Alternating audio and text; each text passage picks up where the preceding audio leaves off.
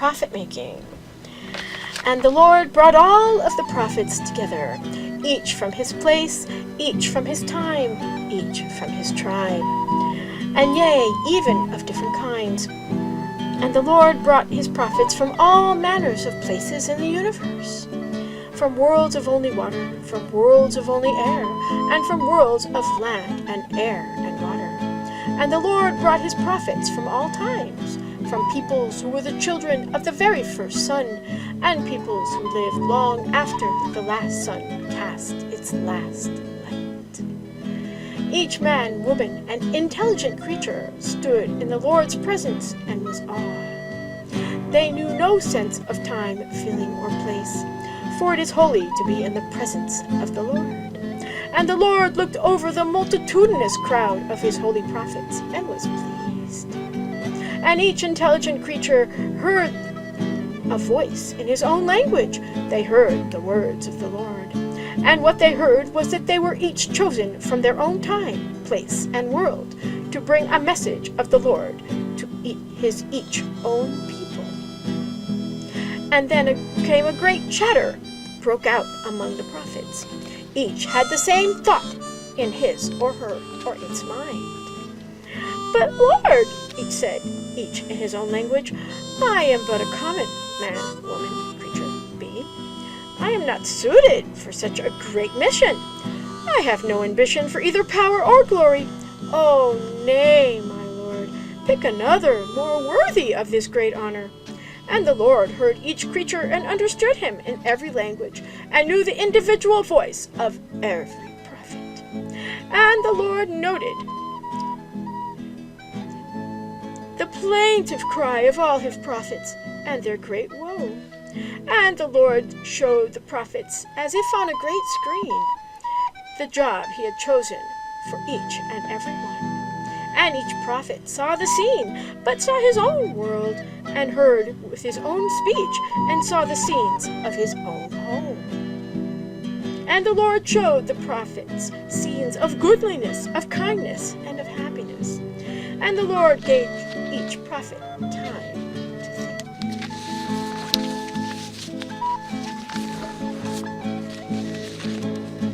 And then the Lord charged unto each prophet his duty. Each of you I have chosen for my special duty. And the Lord said, You are my holy prophets. You are consecrated unto me. I will send each of you back to his people when that people are ready to hear my words and perform my deeds.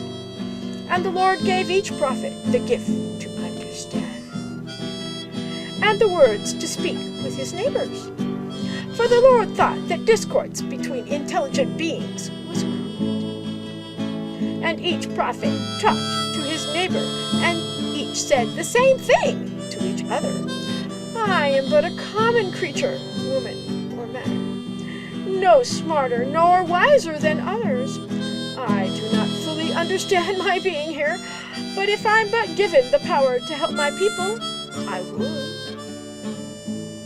And each prophet said his speech with his own words and with his own mannerisms, with his whole being. And the Lord heard each prophet and understood. And the Lord provided with each his own quarters, with accommodations he was used to, and let the prophets retire, for each and every one of them had traveled a distance longer than any could think of. And each prophet slept soundly, full of dreams. They dreamed of scenes forgotten and their joy of everyday life, and they learned through their dreams what they were to do. When each awoke, they were guided back to the great meeting place. And the Lord taught each prophet his teachings. And each prophet understood in his own way of seeing the world and his own way of speaking the words of the Lord. Each species of intelligent creature heard the words differently, but the words were the same. Each creature believed differently, but believed the same belief.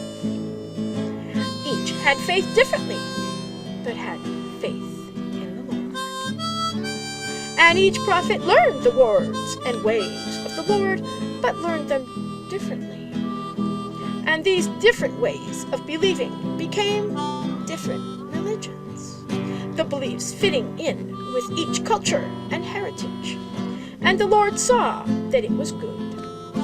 For it is in the diversity of opinion that the truth emerges.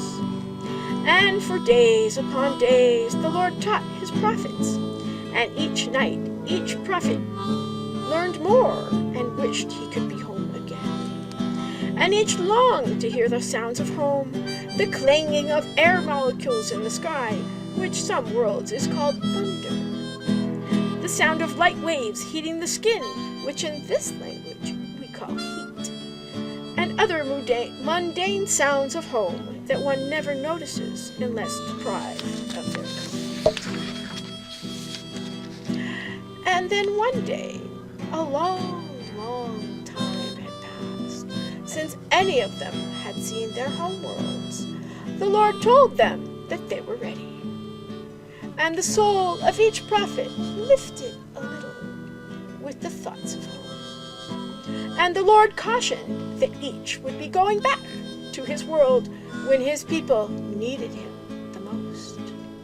And each prophet was gladdened by the thought of home. And the Lord charged his prophets to think deeply about his teachings and to always think of God. And each prophet thought deeply and fully of the Lord's words. And then they hit upon a great idea all at once. For great ideas may come to many people at one time and still be completely original.